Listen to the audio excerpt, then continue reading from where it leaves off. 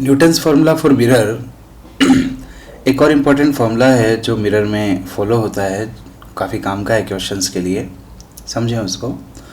ये हमारे पास एक स्फेरिकल मिरर, कॉनकेव मिरर मैंने यहाँ पर लिया है। ये इसका पोल है, ये फोकस है और ये सेंटर ऑफ कर्वेचर है। आप जानते हैं कि पोल से फोकस की जो डिस्टेंस है इसको हम बोलते हैं focal length F. Concave mirror के लिए हम इसको नेगेटिव मानते हैं और कॉन्वेक्स के लिए इसको पॉजिटिव मानते हैं। एक ऑब्जेक्ट इस मिरर के सामने मान लेते हैं हम, यहाँ पर हमने रखा हुआ है ए बी। तो ऑब्जेक्ट की जो डिस्टेंस है पोल से, इस डिस्टेंस को मैं कह देता हूँ u, which is object distance. इसी तरह से इसकी इमेज कहीं पर बनेगी। जानते हैं आप कि c और इनफाइनाइट के बीच में अगर ऑब्जेक्ट होता है तो फोकस और c के बीच में कहीं इमेज बनती है, डिमिनिश्ड इमेज। तो मान लेते हैं कहीं यहाँ पर इसकी इमेज बन गई a डैश b डैश, और इसलिए पोल से इमेज की जो डिस्टेंस हो गई उसको हम कह सकते हैं v, इमेज डिस्टेंस। अब भाई अगर हम बात करें ऑब्जेक्ट और इमेज की डिस्टेंस पोल से नहीं बल्कि फोकस से, तो यहाँ पर है हमारा फोकस पॉइंट, और इस फोकस से ऑब्जेक्ट की जो डिस्टेंस है इसको मैं नाम देता हूँ सपोज x। किसको नाम दिया है मैंने? x। Object distance from focus, focus से जो ऑब्जेक्ट की डिस्टेंस है इट इज़ x। तो आप देख सकते हैं कि इस x को लिखा जा सकता है u minus f. So x is u minus F. Similarly अगर इमेज डिस्टेंस भी मैं फोकस से फाइंड करूं, इमेज डिस्टेंस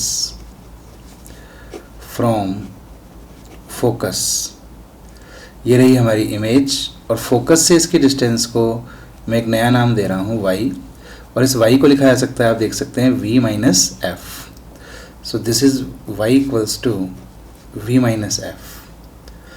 तो u और v को भी हम ऑब्जेक्ट डिस्टेंस और इमेज डिस्टेंस ही कहते हैं, मगर पोल से। x और y को भी हम ऑब्जेक्ट डिस्टेंस और इमेज डिस्टेंस कह रहे हैं, मगर कहाँ से? फोकस से।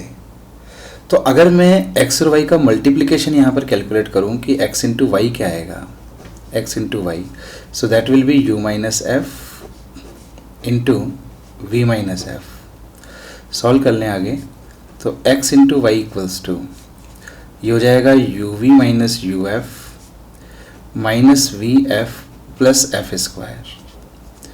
आगे सॉल्व करें तो एक्स वाई इक्वल्स टू, अब यहाँ पर ये जो तीनों टर्म्स हमें नज़र आ रही हैं, मैं इन तीनों में यू वी एफ को कॉमन ले रहा हूँ, यू वी एफ को कॉमन ले रहा हूँ इन तीनों में।